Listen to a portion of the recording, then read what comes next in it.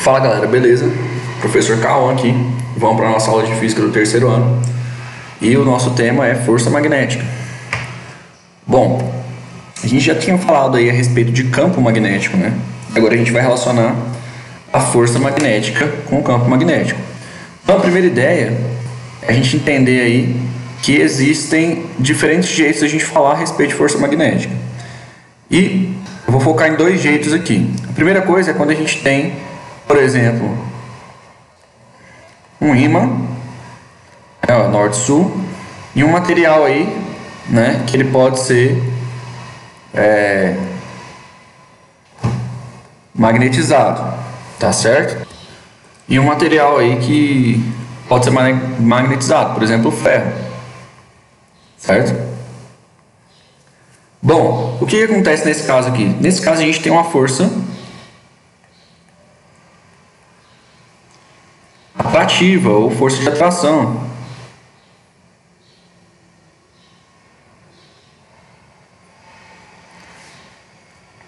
Certo? E a gente tem um segundo caso, que é quando a gente tem, por exemplo, dois ímãs, né? Norte e sul.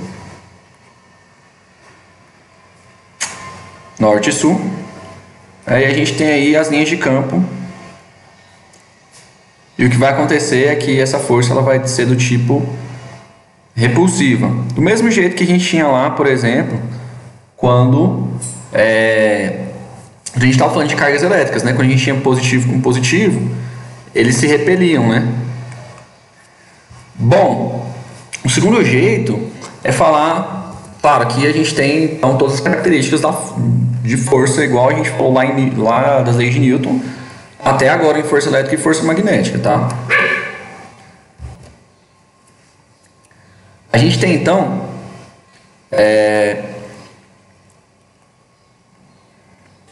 agora a força sendo relacionada com carga elétrica. Como que a gente relaciona a força com carga elétrica? Para isso, a gente vai precisar que essa carga ela esteja em movimento. Então, por exemplo, eu tenho uma partícula aí com a carga Q, que tem uma velocidade V, e ela vai entrar, por exemplo, no campo magnético aí, tá? Quando essa partícula ela entra no campo magnético, o que acontece é que a gente vai ter o desvio aí do movimento dela. Então, no geral, a gente vai ter aí a carga vezes a velocidade, vezes o campo magnético externo, certo? Vezes o seno do ângulo entre a velocidade e o campo magnético, tá certo? Então é claro que se entrar a 90 graus, o seno vai para 1 e a gente tem, ó, quando a gente tem um caso perpendicular, a gente tem aí o que? VB só, mas lembrando que seria o caso perpendicular aqui, né? Então, ó, a gente pode lembrar aí da regra da mão direita a respeito de vetores. Como que funciona? A gente consegue entender a direção, né, da força que é imposta sobre uma partícula, por exemplo, se a gente conseguir relacionar a velocidade e o campo magnético. Então, ó, a gente pode pensar aqui na regra da mão direita como sendo esse exemplo aqui, ó. Então, o campo ele está entrando, né, ele está perpendicular tanto à força quanto à velocidade. E o que a força vai fazer com a partícula? Como a velocidade está para cá, a força vai começar a empurrar a partícula aí para o lado esquerdo, ó, certo? De forma que a partícula faça uma trajetória como se fosse uma trajetória de um movimento circular.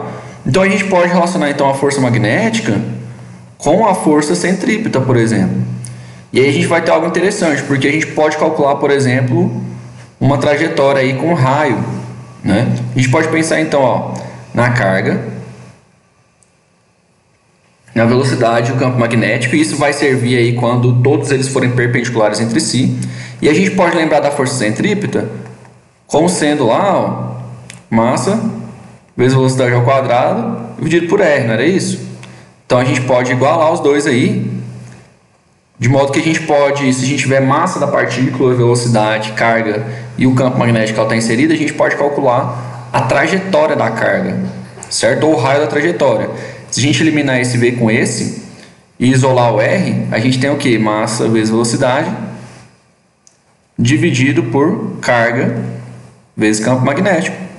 Então, isso aqui é mais uma relação que a gente tem aí quando a gente está falando de força magnética. Então, a gente tem a trajetória da carga, certo? Então, ó, a trajetória da carga é dada pelo raio aí, né? Pelo R.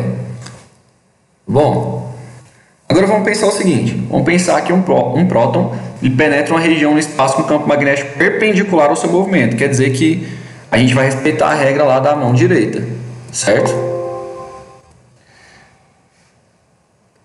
Então a gente vai respeitar lá a regra da mão direita, onde o campo magnético ele vale 5 vezes 10 a menos 2, faltou ali a unidade, né, que é Tesla. A gente vai ter, vou dar uma correçãozinha aqui, a gente vai ter aí a velocidade, que é 1 vezes 10 a 7 metros por segundo, né? E aí agora a gente precisa do que? A gente precisa da massa, né? Só que a gente está falando de um próton e a gente precisa da carga. Só que a gente está falando de um próton, né? Então, ó, qual que é a massa? Massa de um próton é 1,67 vezes 10 a menos 27 quilogramas. Bom, e a carga? A carga é 1,6 vezes 10 a menos 19 Coulomb. Então, se a gente lembrar lá do raio da trajetória, ele é o que? mv, né? Sobre Q vezes B. Então, vamos lá. Nossa massa é de 1,67 vezes 10 a menos 27. Nossa velocidade, aqui lembra que é menos, né? É de 1 vezes 10 a sétima. Nossa carga é de 1,6 vezes 10 a menos 19. E o campo é 5 vezes 10 ao quadrado. Então, ó, a gente pode aproximar o valor aqui e dizer que essa divisão aqui, ela dá mais ou menos 1. Só para a gente fazer uma aproximação aqui, tá? E 1 dividido por 5 vai dar 0,2. Então, isso fica mais fácil, porque a gente pode colocar 0,2 e agora trabalhar só com as potências. Ó, 27, menos 27 mais 7 vai dar 10 a menos 20. E embaixo aqui a gente vai ter o quê? Menos 19 mais 2 vai dar menos 17. Sobe 17 positivo, né? Então, 10 a 17. Então, R é igual a 0,2 vezes 10 a menos 3 metros. Então, tá aí, tudo na unidade de medida. Então, percebam que não é muito complicado, por exemplo, calcular o raio da trajetória, né, a partir dos dados aí de campo e de velocidade, certo? Então, o que a gente precisa lembrar aqui? A gente precisa lembrar basicamente duas coisas. A gente precisa lembrar que a força, quando a gente tem uma carga imersa em um campo, é o que? VB. Se ela entrar em um ângulo diferente de 90, a gente adiciona o seno. Se não, não. Né?